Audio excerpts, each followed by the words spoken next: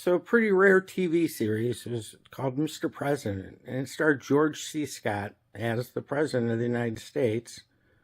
And it also had Conrad Bain, different strokes, dude, from being his, chief of staff. Madeline Kahn's in it. It's got a good cast. It only lasted 24 episodes, over 2 seasons, but really it came on as a midsummer, replacement in 87. So what you're going to see here is episode number 8, Uncle Sam. It's about his nephews getting busted smoking weed in the Lincoln bedroom. And the speech that George C. Scott gives at the end is almost reminiscent of Patton. What he did, the big speech he gives in Patton. And you have to imagine it's pretty close to the one that Joe Biden gave to Hunter. So you watch it and see if you don't agree. I can see Joe being like George C. Scott, stern and thought-provoking and like on top of it. They're like the same guy. Man.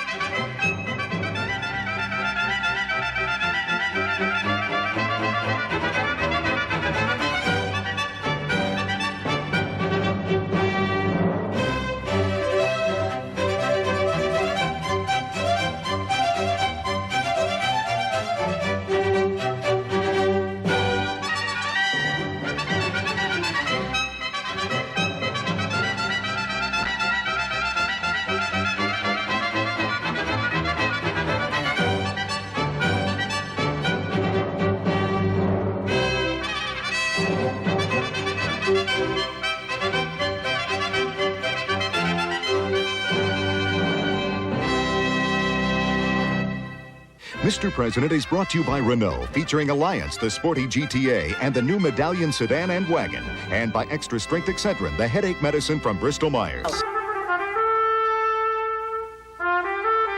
ايش رأيك لو طلبنا 500 صاروخ يتفاهموا معانا في السعر؟ His Majesty would like to know if we buy 500 missiles, the price would be different? Your Majesty, let me try to explain. Excuse me, Mr. President. I'm sorry for interrupting. Here are these reports you requested. Oh, not at all, Justin. Thank you.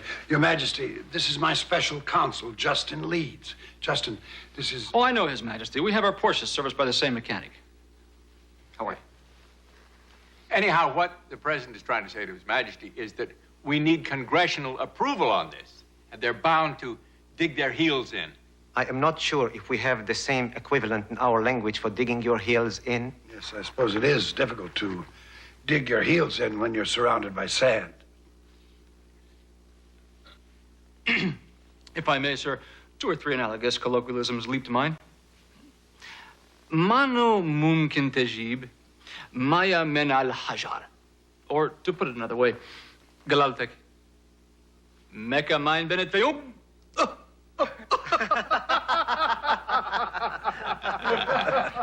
Why didn't you think of that? It was right in the tip of my tongue, sir. Would you like me to discuss this further with him, sir? I could do that while I'm showing him around the White House. Good idea, Justin. Please. Charlie.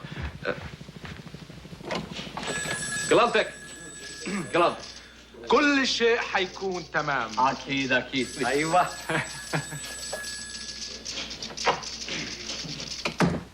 God, I hate that arrogant, insufferable... Brilliant, irreplaceable. jerk. I gotta give you that, Charlie. But he is amazing. He never ceases to dazzle me.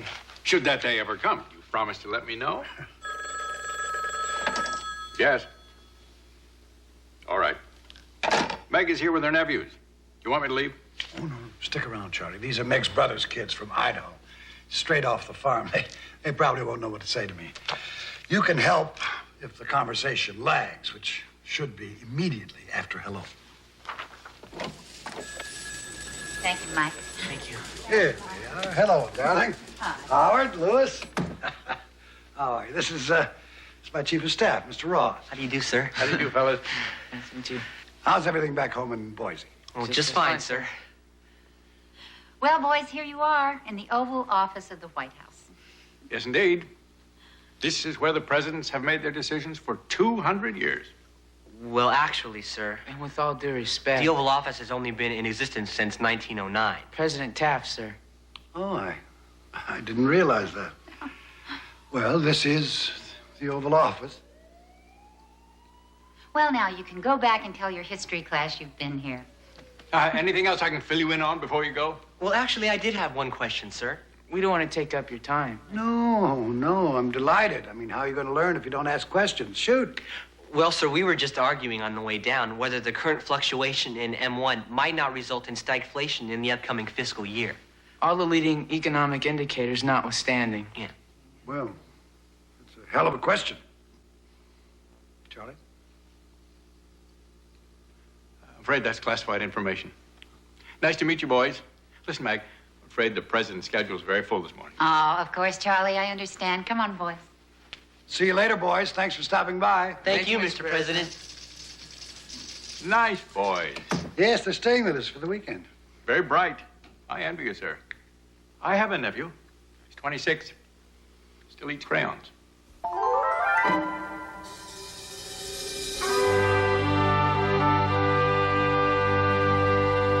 Tell you something, honey. I know you think I'm always snide and insulting about your brother, but he's got two terrific kids there. They're bright, they're well-informed, they're well-mannered. Thank you, Sam. Tell the truth, they're adopted, right? Sam, please. Let's not have any jokes about my brother tonight, okay? Do I make jokes about your brother? Constantly. Okay, I promise.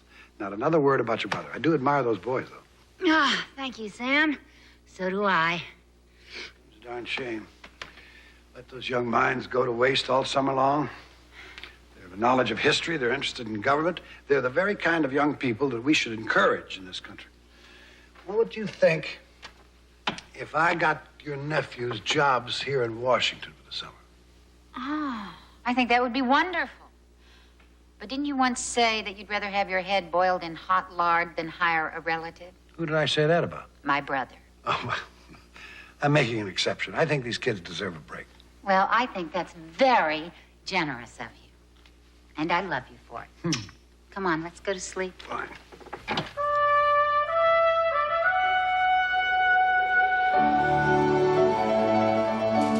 Sir, we have to talk about Justin Lee. I hear he's been strong-arming Senator Reinbeck on this trade bill. Well, you know, Justin, he always prides himself on his ability to get things done. You gave specific instructions. The senator was not to be pressured on this one. When the hell is somebody going to tell Justin that the special counsel works for the president, not the other way around? Good morning, gentlemen. I hope I haven't kept you waiting long. Justin? Oh, I missed you at the party last night. Charlie? Party? Chief Justice Starger's anniversary. Everyone was there. I wasn't. Probably just an oversight. Which one of the young ladies of your entourage did you escort last night, Justin? Well, excuse me, Charlie, as you know, sir, I rotate them. Last night was Mona's watch. Anyway, afterwards, we went to this great restaurant in Georgetown. I had a squab and a raspberry sauce would have brought tears to your eyes. Anytime you feel like going, just let me know. I'm a friend of the maitre d', so I'm sure I can get you a great table. Justin, you're talking to the president of the United States. I think you might be able to get a table on his own. Well, I'm sure you could, sir. Of course, I don't know about the weekends. The president and I were just discussing your mode of operation, and we both feel very, very strongly Before indeed. I forget, sir, I just wanted to let you know that I have arranged those summer jobs for those two young nephews of yours. Your manner has become intolerable, overbearing. In a minute, Charlie. What about those jobs? One's a gopher for General Hollings. The other's a job in the Senate mailroom. Well, those hardly seem like the jobs that I would expect. I think they're perfect. How did you ever get to General Hollings? Oh, that's no big deal, sir. Joint Chiefs owe me one. That may be all very well, young man, but if we can get back to the matter at hand, the business of Senator Reinbeck, you totally overstepped your authority. I understand completely. Sir, I've typed up a list of my suggested replacements. I think you'll find it thorough and comprehensive. Oh, Justin. There's some excellent choices in there, sir. I personally would recommend number 4 or number 7, but I'm sure that any one of them will do a more than adequate job. Well, that will be all, sir.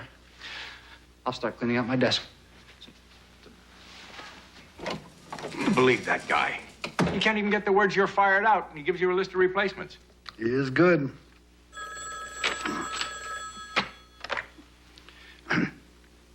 Yes, I'll talk to him. But he deliberately disregarded Senator Rhinebeck. Hello, Senator. Yes, sir. Yes, I understand that Justin Leeds has been in touch with you. I want you to know that Excuse me? Really? Well, matter of fact, Charlie feels the same way. He was just saying that Justin is like a son to him. What? It is very nice for a change. I hope so too, Senator. Yeah. No. Thank you. Bye. What the hell was that all about? He's with us. He's glad we're milking the same cow. Of course, he actually used a more colorful phrase than that, but... Justin. Well, I don't know what he said, but it sure worked. Go and tell him to stop cleaning out his desk and thank him. I'll tell Justin to clean out his desk, and I'll see if I ever have to... Oh, Charlie, I know it's terribly short notice, but ask him if there's any way in the world that he can get the three of us a lunch reservation at that new restaurant he was telling us about.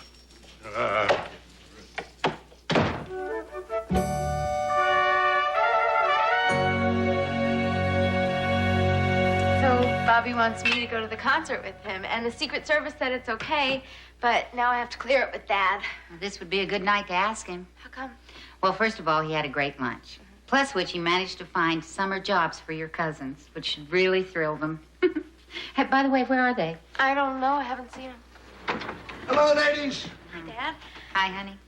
Dad, I have to ask you something. Whatever it is, the answer is yes. I was wondering if I could have a new Maserati. Nice try. Bobby wants her to go to the rock concert with him. Secret Service says it's okay. It's all right with me, then. Excellent. My dear, I had a squab for lunch that would bring tears to your eyes. Hey, everybody. Hey, sport. How'd the ball game go? Great. We won. I pitched 4 innings. Want to hear all about it? Play by play. Nick, have you seen Howard and Lewis? No. Well, I guess they'll be here in a couple of minutes. So tell me, how's your curveball? Terrific. I got the first 3 batters looking. Mr. President, I'm sorry to interrupt, but I must speak with you. Well, can't it wait till after dinner? I'm afraid not, sir. All right, Ray. Excuse me.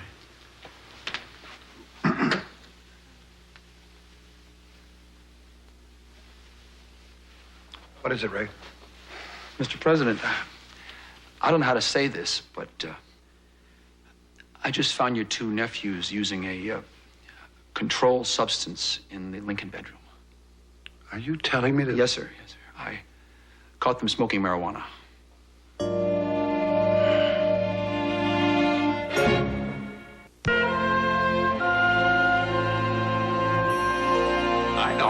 I know. They're his nephews. But he still has to press charges. Not necessarily. If we're talking about intent to sell versus personal consumption. Okay, since they're minors. 18 is adult in D.C. Even if it's a misdemeanor. What about the press? Yes. What about the press? We can't afford to hang out on this one, sir. Gentlemen, as you can see, we've got a very sticky problem here. Before we go any further, Mr. President, maybe we should hear what actually happened. I'll get Ray in here. Ray? Sir? Tell everyone what happened. Well, I was walking by the Lincoln bedroom and smelled something. Thought I'd better check it out. I went in and found them. It's right here in the report, sir. All right. Thank you, Ray. We'll call you if we need you. I'll be right outside, sir. Good. You wrote up a report? What are we supposed to do with that? Ray? Sir? About this report. I had to write one up, sir. I'm a federal agent, and they were committing a crime. Oh, of course. What you do with it is up to you, sir. You can tear it up or press charges. But I need to know by 9 o'clock tomorrow morning. That's when I have to file this. All right. Thank you. We'll call you if we need you. I'll be right outside, sir. Isn't Ray supposed to get off at 6? Yeah. The discovery took place at 7:30. Ray? Sir?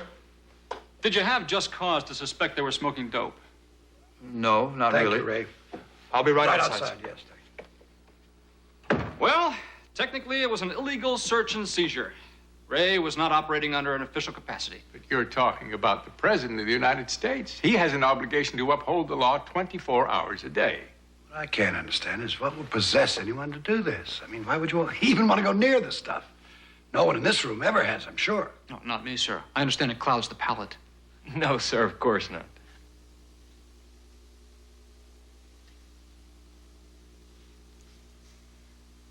Well, once. It was in the late 60s. I was curious to see what it would be like. So I took a boat out past the 3-mile limit. Oh, nice touch. And we tried it. We? Oh, I was dating a former Miss Universe contestant, Miss Denmark. Charlie, I'm surprised at you. It was dumb. It was dumb then. It's dumb now. All right. Where do we come out on this? Well, sir, it seems pretty cut and dry. If you don't prosecute, and it gets out, you will be sending a terrible message to the rest of this country about drugs and law enforcement. Thank you, Mr. 3-mile limit, Justin. Well, sir, the crime took place on federal property. Agent Yardley did prepare the paperwork.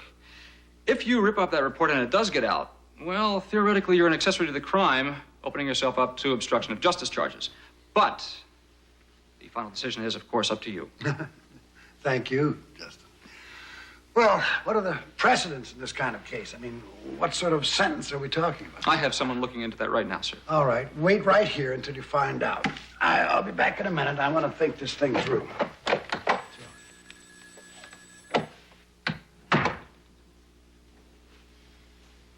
Charlie, tell us honestly.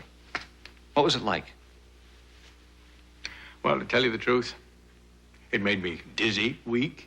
The whole next day, I couldn't even stand up without hanging on to something. I was talking about Miss Denmark. So was I. Well, what are you going to do? You can't prosecute. They're children. They're old enough to know better. But it will go on their records. Lewis is going to college this fall, and Howard wants to go to law school someday. This will ruin all of that. They leave me no choice. Try to understand my position in this. But think of what you will be doing to their lives. Now, surely you can show some leniency. How would that look to the American people? Sam, they're family. What if it were Cynthia? I'm not just somebody's father who caught them smoking corn silk out behind the barn. President of the United States. Fine. Do what you have to do. But the Sam I know would have been more compassionate than that.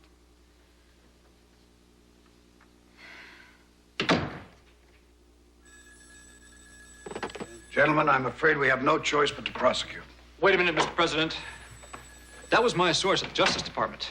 Now, it just turns out we may have some room to maneuver here. What do you mean? Well, first of all, it was definitely a misdemeanor. According to him, if your nephews were in possession of less than half an ounce, under the normal rules of prosecutorial discretion, it's entirely within the confines of your authority to deal with them however you see fit. Really? Yes. First-time offenders possessing less than that amount are usually just slapped in the wrist and sent home. Well, how much of the stuff did they have? Ray! Sir? Ray, when you confiscated the marijuana from the kids, did they have more or less than half an ounce? I couldn't really say, sir. Here it is. Oh, thank you, Ray. I'll be right outside, sir. Right. Shouldn't somebody be getting him a sandwich or something? How much would you say it weighs, sir? How the hell should I know? What we need is a postage scale. Well, there must be some around somewhere. Brian, see if you can find one. You know, the thing that staggers the imagination is how anybody could be so stupid as to light this garbage and inhale it into their lungs. Anybody see that ball game tonight? Found one. Put it here. How do we work this? Well, first we pour this stuff onto some kind of tray. Oh. There we are. And then we zero it out. And we're looking for a reading under 0.5.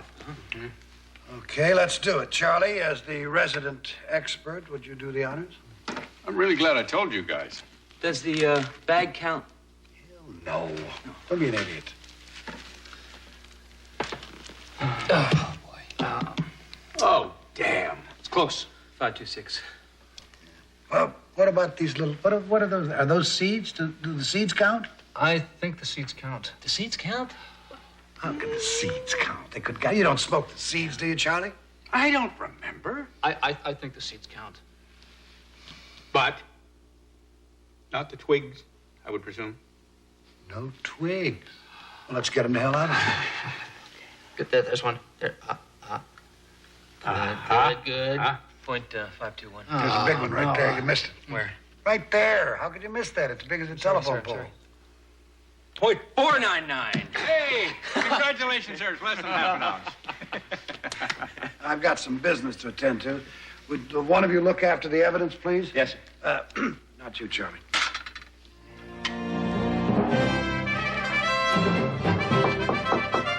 Yes, come in. Uncle Sam? Yes, come in, boys,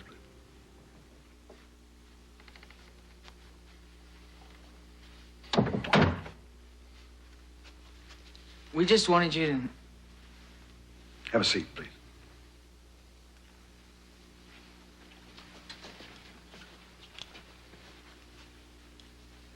Beautiful room, isn't it? You know, this was also Lincoln's office. He signed the Emancipation Proclamation in this room. You know, there are people who still believe that Lincoln haunts this room. I don't know. When I was running for the presidency, I used to dream about being in this room. Dreamt about the fireplace, this chair. From the time I was 9 years old, Lincoln was my hero. If there was a center to the conscience of the nation during the Civil War, it was right here, in this room. He stood at this window and agonized as he sent thousands of young people, children, no older than you are, to their deaths. So that we could be here, I suppose. Yesterday, you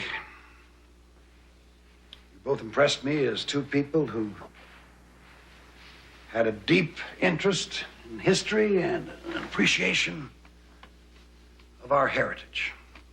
Yet tonight, in this house, this monument to all those dead and gone who gave us our heritage, you desecrated the memory of our greatest president. Why did you do that? So that you could brag to your pals back home that you smoked a joint in a Lincoln bedroom. Is that how you want to be remembered, boys? Is that your contribution to history? Because that's certainly how I'm going to remember you. With sorrow and disappointment. You also broke a law, which I'm bound to uphold. For that, you could go to jail.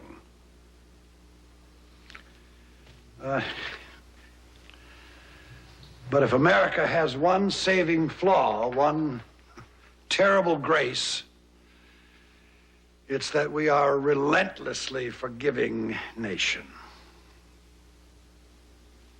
At considerable personal risk and compromise, I've decided not to prosecute you.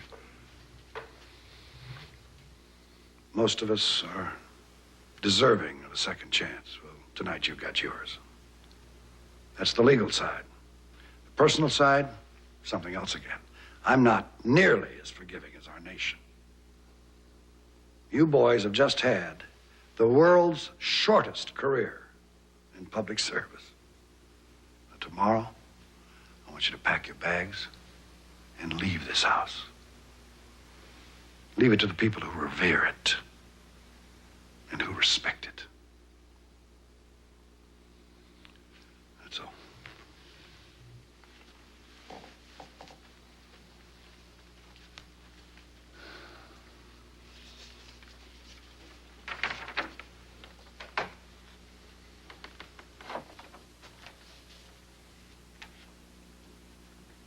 Won't happen again.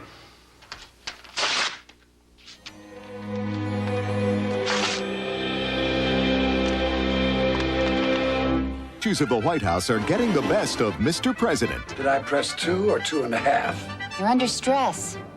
You're not used to the world breathing down your neck, watching your every move. You can't be suggesting that the president consult a shrink.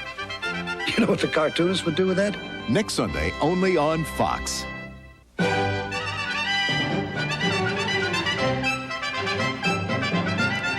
Mr. President has been re-elected for another season on Fox, so you'll be able to peek behind closed doors at the White House all summer long and right through the fall. All this week, Arsenio Hall hosts The Late Show, and tomorrow, his friend Eddie Murphy drops in. Now, stay tuned for an all-new episode of The Tracy Ullman Show, next, right here on Fox.